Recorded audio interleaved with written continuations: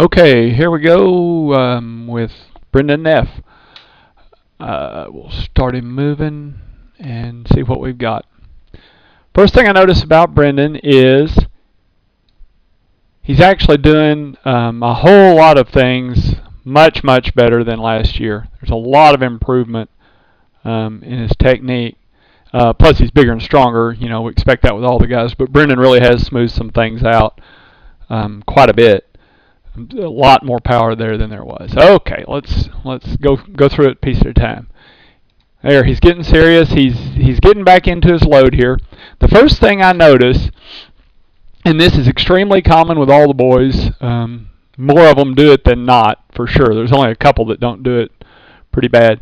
The angle of his foot here is such that it turns his knee and thigh out this way. Why that's a problem is that we're going to want this knee and thigh to drive that hip forward, and with them facing back like that, they can't do it. Let me clear that. If we could move that thigh and knee around so that the knee is about here and his foot's turned more towards us, then when he goes forward after his load, this thigh can drive this hip around. As it is, if his only choices are to drag this foot or leave that hip behind, this leg in this configuration is going to stop that hip from coming around. So let's go here. He's doing a good job of loading. I like how he's getting all of his kinetic energy coiled up so that he can come forward with it. Now right there, if you notice, he's coming up a little. Instead of just coming back and driving back forward, let's just put a line right there at his waist. Instead of just coming back and then driving forward, stopping himself with his front leg, rotating around it to start the chain of rotation all the way to the top, he goes up some. Not as dramatically as some of the guys, but you definitely see that line changing to more like this. Now the problem that creates is when he comes forward, let me clear. When he comes forward, he's not going to be able to step lightly on his front foot as a timing mechanism to help him fire everything else. I'd rather see him step forward.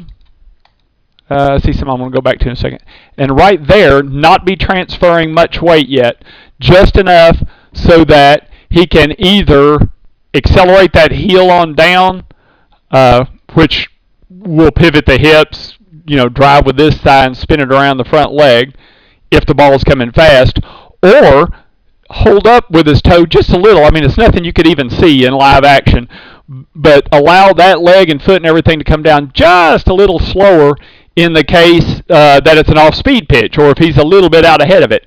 By doing that, he can delay his fire of his hips and all that, and get sort of back on track with the timing, then fire it when he wants to, and everything goes through.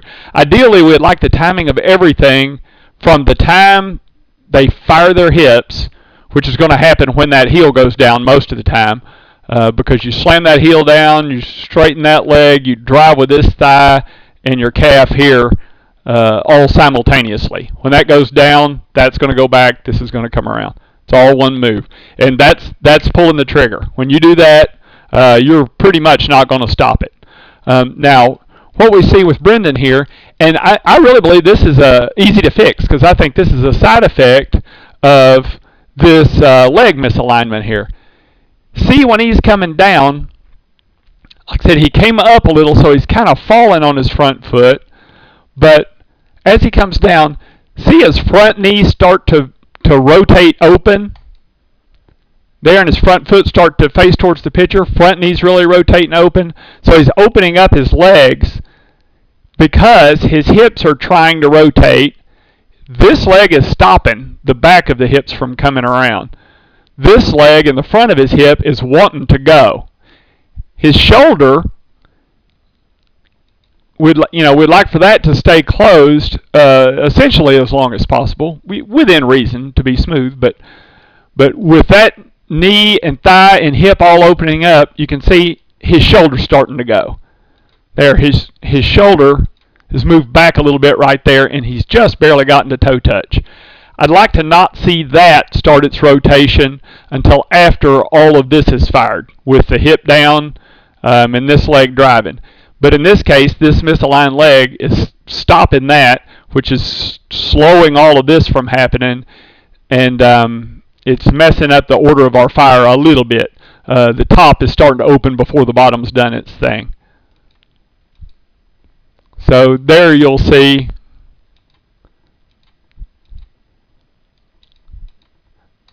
really right there the bat is just starting to move ahead with some enthusiasm, and the shoulders have essentially already caught the hips. We're pretty much parallel. There's something like that is his hips, and something like that is his shoulders.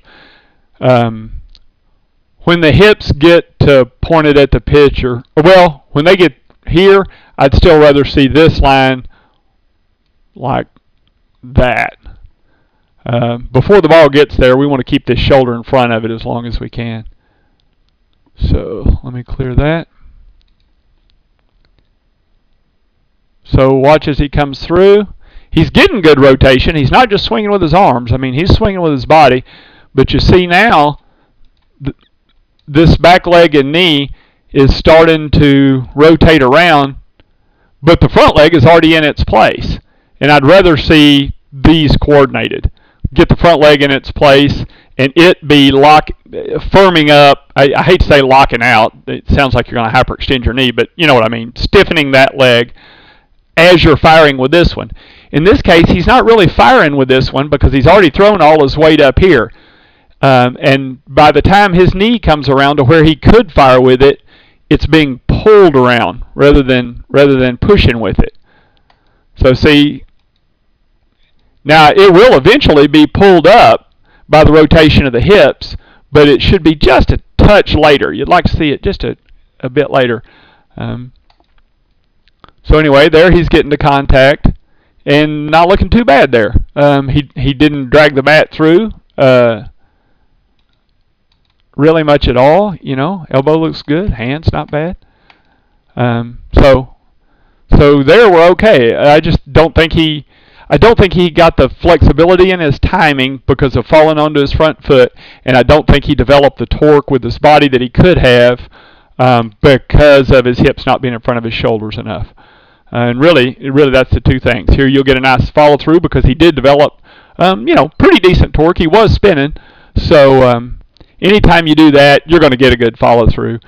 People tell guys to follow through in a certain way, but to me that makes about as much sense as having unevenly worn tires and shaving them down so that they're level. Tell somebody to fix the tires rather than fixing the alignment, which caused the tires to wear unevenly.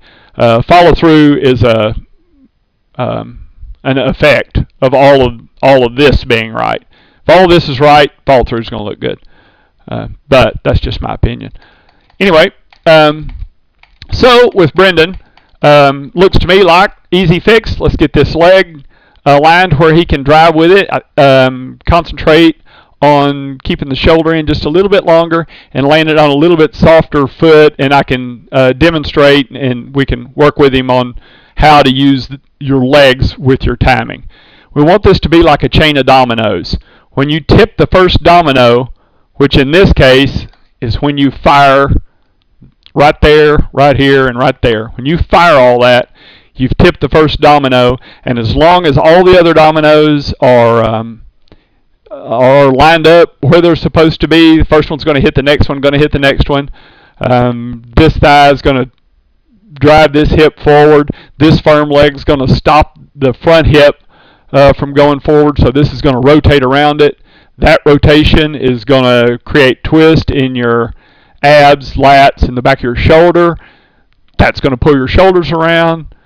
That's going to give you a very strong base for getting arms around. Essentially, you're just letting your arms and shoulders go, and all you've got to worry about is seeing the ball. Your eyes are going to take your hands to where the ball is.